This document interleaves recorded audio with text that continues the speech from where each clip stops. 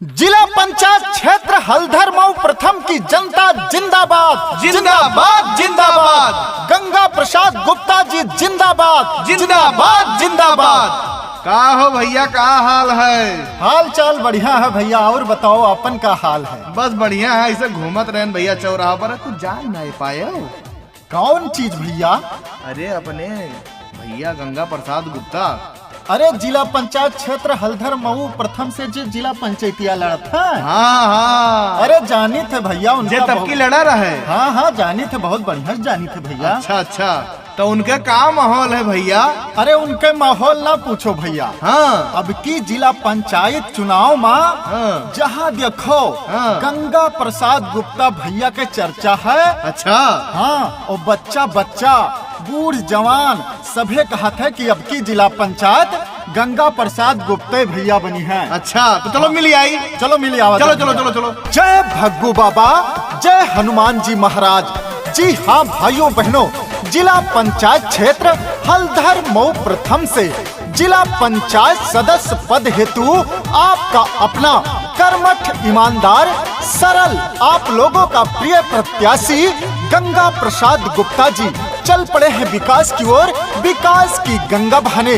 तो याद रहे, अब की बार जिला पंचायत के चुनाव में अपने चहेते अपने बेटे गंगा प्रसाद गुप्ता जी को अपना जिला पंचायत बनाना है। अपने जिला पंचायत क्षेत्र हल्धर मऊ प्रथम में विकास की गंगा बहाना है।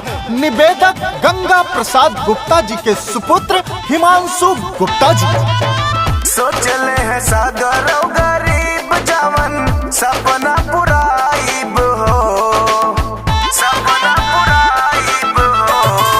हे काका, सोचले है सागर गरीब जवन सपना पुराइब हो। हमारी बाबू जब दिहे मतदानवा की जीत के हो आइब हो।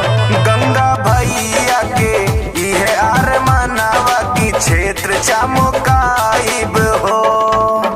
रैली नहीं रेला है, गंगा भैया अकेला है, सबसे बढ़िया उनका ठेला है। जी हाँ भैया, काका दादा चाची भैया बहिनी सबसे यह निवेदन है कि अब की जिला पंचायत के चुनाव में अपने जिला पंचायत क्षेत्र हल्धर मऊ प्रथम से अपने गंगा प्रसाद गुप्ता भैया का जितावे है। और केहू के लालच केहू के बहकावे में बिल्कुल नहीं आवे है। अपन वोट आशीर्वाद अपने गंगा प्रसाद गुप्ता भैया का दिए है। करबे विकास खूबे जितला के बाद हो, सब गांव बालन के बा संगे आशीर्वाद हो। सब गांव बालन के बा संगे आशीर्वाद। माई करबे विकास खूबे जितला के बाद हो, सब गांव बालन के बा संगे आशीर्वाद हो। जवन जवन वादा ऊ करबे काका सगरो निभाइब हो। जवन जवन वादा ऊ करबै काकी सगरो निभाइब हो। माई बाबू जब दिहे मतदानवा की जीत के हो आइब हो। गंगा भैया जी के इहे अरमानवा की क्षेत्र चमकाइब हो।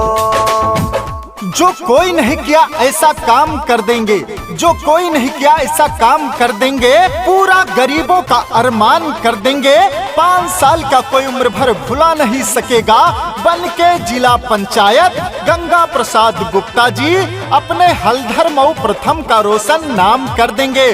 तो याद रहे, दिन हुए चाहे रात, भैया सबके साथ रहत है, जनता से प्यार करते हैं, जनता के सुख दुख में हमेशा खड़ा रहता है। तो याद रखो, अब की बार अपने बेटा गंगा प्रसाद गुप्ता का अपन जिला पंचायत बनायो। दिन रात सबही के सथवानी भई बिटिया के शादी माँ बढ़ चढ़ के भैया आईबे। बिटिया के शादी माँ बढ़ चढ़ के भैया काकी। दिन रात सबही के सथवानी भई बिटिया के शादी माँ बढ़ चढ़ के भैया आईबे। ताने माने धाने से सबके मदतिया कराइब हो। ताने माने धाने से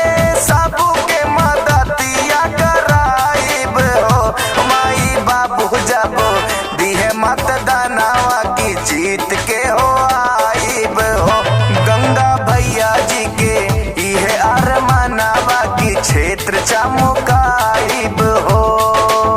चाचा चाची दादा भैया बहनी गंगा प्रसाद गुप्ता जी का वादा है कि जब हम जिला पंचायत बनब तो अपने जिला पंचायत क्षेत्र हल्धर मऊ प्रथम में हर गली में पक्की सड़क बनवाई, गरीबन का आवास दिलवाई, जौने पात्र के जवन व्यक्त हुए वका सारी सुविधा मिले, अपने क्षेत्र का जिला स्तर में सबसे बढ़िया बनाई।